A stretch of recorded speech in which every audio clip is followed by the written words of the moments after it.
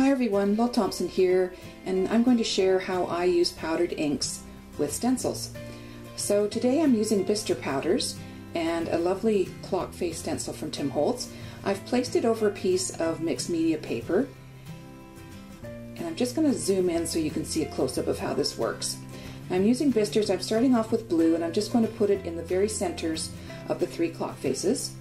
Now, Bister powders is very similar to brushos, except they are more of a natural color, as they have some walnut stain mixed in with the colors, so they're a little bit muted. Now I'm using red, and I'm going to go around the outside of each clock face. I'm keeping it pretty much in set areas. The Bister powders are a little bit heavy, so they do fall straight down.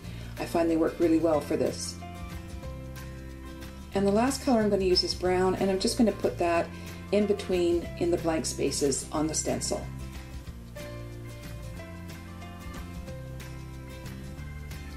Now, when using sprays with stencils, you're always going to get two prints.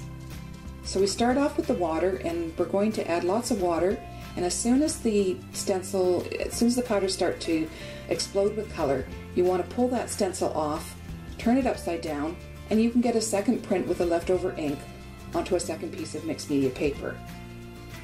So here I go, I've turned it over. The trick with this is to take a piece of paper towel or a cloth, and you want to blot.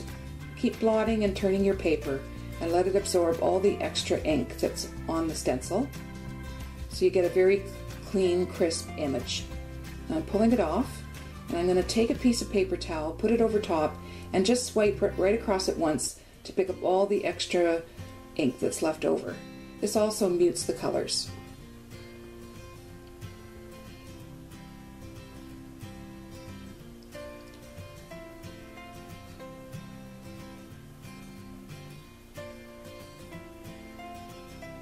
I'm going to zoom in so you can get a better look at the two finished pieces.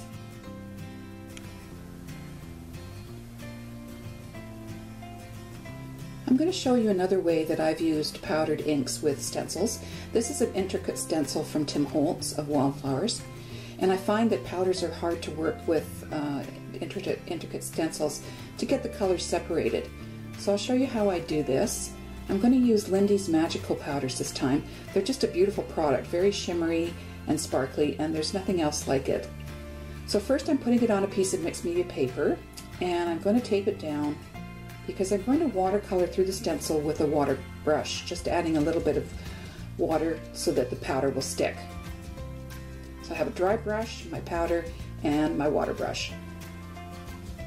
So I'm just adding just a little bit of water to the stems and the leaves, and I'm just doing a small section of the stencil at a time so the paper stays wet. Now I'm taking a dry brush, picking up a little bit of the powder, knocking off the excess, and just lightly touching the wet parts of the stems and the leaves.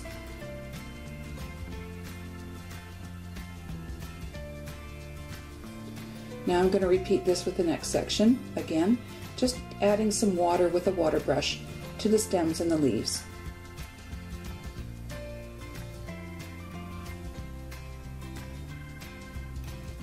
Picking up powder with a dry brush, knocking off the excess, and just touching lightly to the wet areas of the card through the stencil.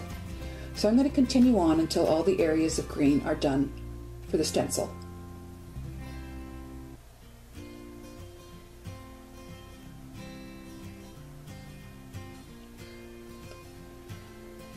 So now I'm going to change over to the next color.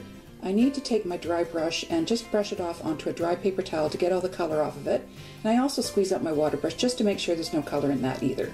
And now I'm going to move on to the pink for the flower heads. This time I'm going to take the water brush and just go over the flower heads, adding a little bit of water. Again, doing a little bit of a section at a time. Taking the dry brush, dipping it in the powder, knocking off excess, and just lightly touching the flower heads. I find this technique works for me for doing intricate stencils, and I hope you'll give it a try. So now I've done the whole stencil with the two colors, and I'm finished. So I'm just wiping off my brushes and putting everything away.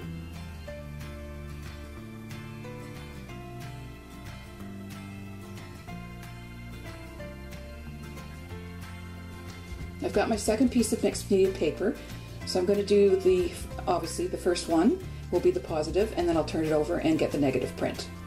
So I'm using a mini mister this time. It has a finer mist, and I think it works better for more intricate stencils.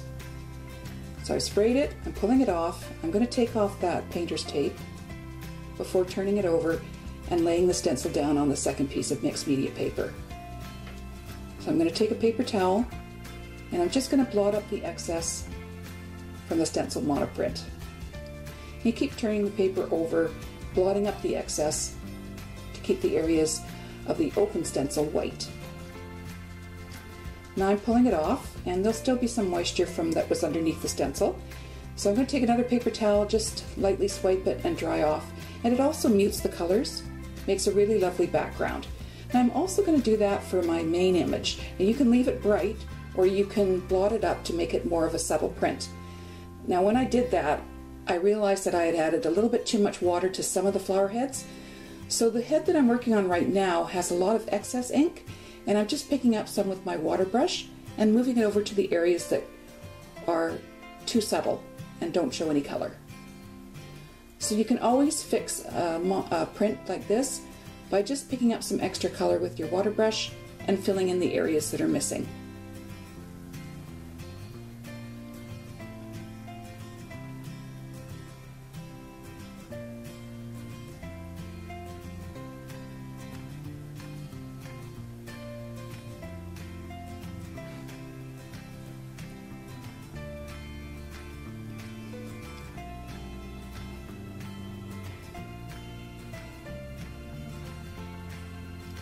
I'm going to show you a close-up of these two pieces.